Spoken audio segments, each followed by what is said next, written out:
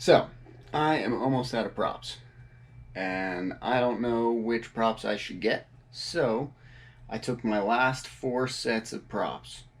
They're each different, and we're going to take a look and see which one of these is the most efficient and best prop for me to use on that guy.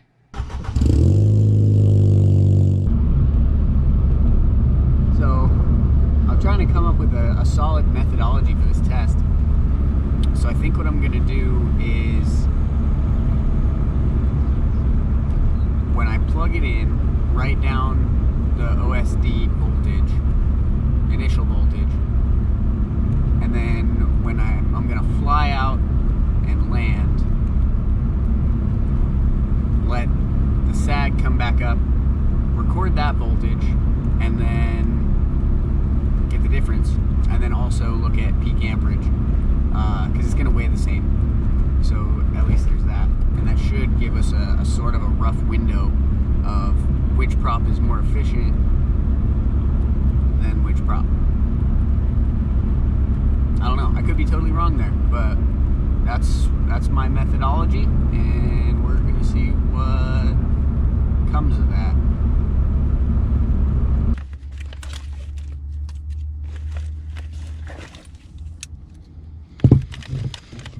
4 batteries, 4 sets of props.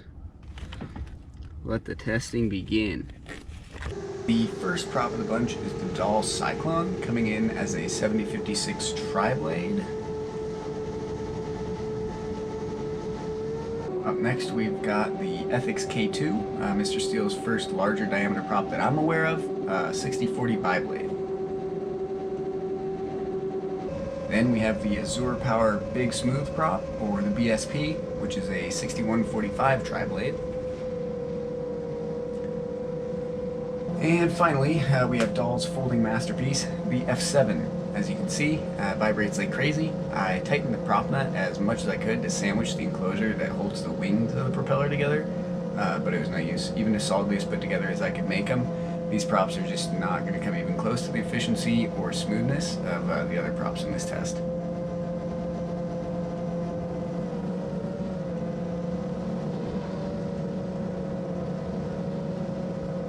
The other 7-inch prop, which is also made by Dahl, the Cyclone, is doing really well, pulling a rough average of 15 amps, cruising up the hill at about 30 miles an hour.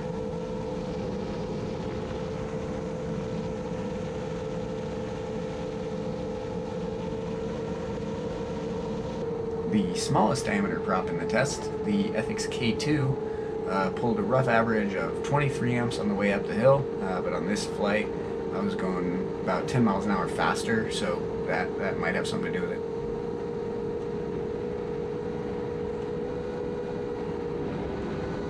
Thus far, living up to its name, the Azure Power Big Smooth prop is definitely the smoothest flying prop without any software wizardry like GoPro or RealSteady.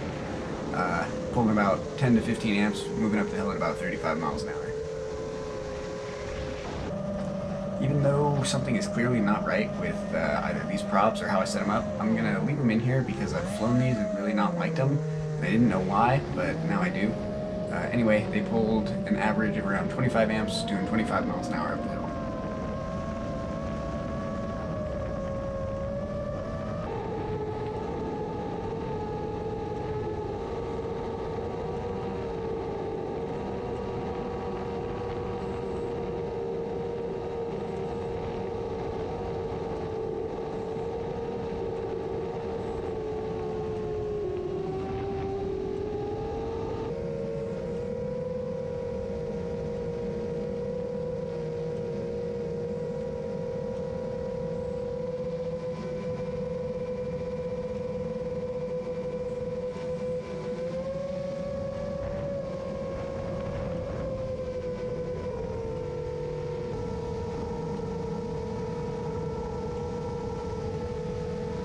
The Cyclone was the first prop of the bunch that I flew, so on this flight I set a route that I was going to use as my test route.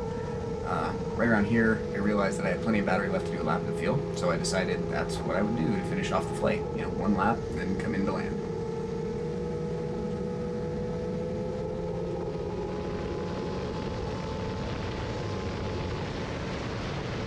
the F7 was the last prop that I flew, and all the other props made that lap.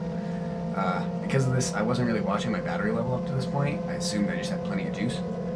When I looked down and realized I was at 3.3 volts, I honestly sort of panicked. I bailed on the lap and headed straight for home, but I didn't quite make it before I just disarmed and took the L.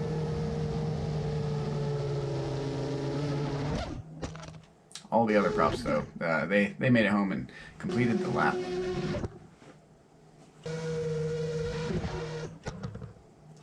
So clearly, the doll prop F7 won't be topping any charts that I make soon, but I'll keep the data in here anyway. Looking at the maximum current drawn by each propeller, something important to me because of my homemade lithium-ion cells, the F7 drew the most amperage by far, topping out at 55 amps. In second place, the Ethics K2 drew 40 amps peak, which is better, but it's not the most impressive thing on the graph. The Azure Power BSP astonishingly drew the same peak amperage of 36 amps as the Cyclone. Now, remember, the BSP, it was going faster up the hill, and it's 9/10 of an inch smaller than the Cyclone. Needless to say, that's pretty impressive that a smaller prop with less pitch is pulling the same amount of amperage going slower. And yeah, I mean, it's just a pretty cool thing that prop did so well. This graph tells much the same story. The F7's lost, the K2's better, but not as good as the BSP, which is still keeping right up with the much bigger Cyclone.